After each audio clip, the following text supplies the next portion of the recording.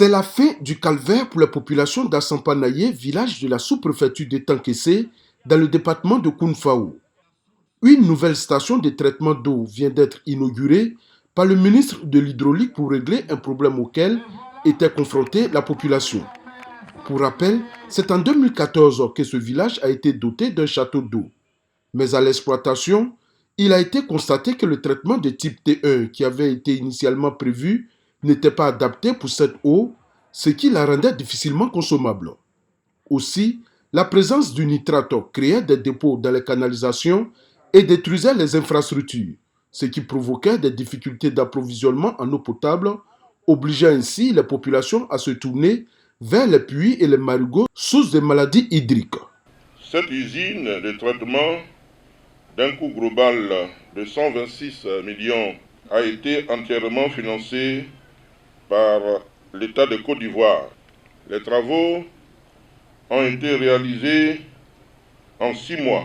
Grâce à cette nouvelle station, nous avons une production de 462 mètres cubes jour pour un besoin qui est de 112 mètres cubes jour, soit un gain, un excédent de 350 mètres cubes jour.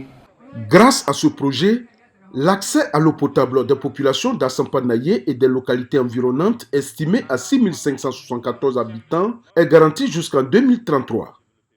Après Assampanaye, le ministre de l'Hydraulique s'est rendu à Ndakro, toujours dans la sous-préfecture d'Etankessé. Ici, il a procédé à l'inauguration du château d'eau de Diinibo et de Ndakro d'un coût de 304 millions de francs CFA. Avec ce projet, une production complémentaire d'eau potable de 330 mètres cubes jour viendra s'ajouter à la production déjà existante. Ce moment, nous l'attendions depuis fort longtemps. Et aujourd'hui, le président de la République nous a enlevé une épine du pied, qui est la souffrance d'eau potable en Ndakro. Disons merci au président de la République. Les localités de Ndakro et de Diinibo, jusqu'à ce jour, étaient alimentées en eau à partir d'un système d'hydraulique villageoise amélioré HVA de 20 mètres cubes pour Ndakro et 6 mètres cubes pour Diinibo.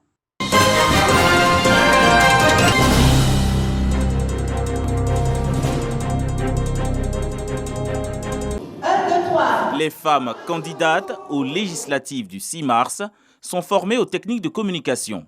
C'est un atelier initié par l'organisation Lead for Her et le ministère de la Femme, de la Famille et de l'Enfant pour apprendre à ces femmes à acquérir les techniques de communication orale, de la gestuelle et d'autres atouts nécessaires à la conquête de l'électorat. J'ai vu dans la salle qu'il y a des femmes déjà élues et donc il est bon pour moi d'avoir l'expérience de ces femmes qui, sur le terrain, ont pu capitaliser leurs actions pour pouvoir avoir la victoire. J'avoue que ce matin, je suis vraiment épatée parce que c'est une formation pratique et qui met l'accent sur le développement humain, qui met l'accent sur les attitudes à avoir pour être un bon acteur politique. On a appris beaucoup avec les anciennes qui étaient là, qui nous ont transmis leur expérience. On a eu du nouveau, on a appris beaucoup de choses qui vont nous permettre sur le terrain vraiment d'avancer. Pour allier la théorie à la pratique, des masterclass sont organisées. Elles ont bénéficié de conseils de femmes rodées en politique. Moi, j'ai été maire. Et être maire, c'est un peu gérer à un niveau plus élevé sa famille. Quand nous gérons nos familles, nous nous occupons de santé, nous nous occupons d'éducation, nous nous occupons même de nos maisons. Ça a été une expérience passionnante. C'est pour ça que je me plais à venir partager ça avec d'autres femmes dans le cadre de la solidarité féminine. Au travers de cette activité, l'organisation veut aider le gouvernement dans sa volonté de renforcer la protection des droits des femmes et assurer la parité entre le genre au poste de responsabilité. Dans quelques jours, les femmes vont en campagne. Nous organisons cette formation en direction de 30 femmes. C'est une formation assez pratique. Une formation qui va les aider à prendre la parole. Comment devant un public, on prend la parole pour séduire. La présence des femmes en politique et dans les organes décisionnels reste encore faible dans le pays. Malgré les avancées, le taux de représentation de députés femmes est passé de 8,5% en 2005 à 11,15% en 2016.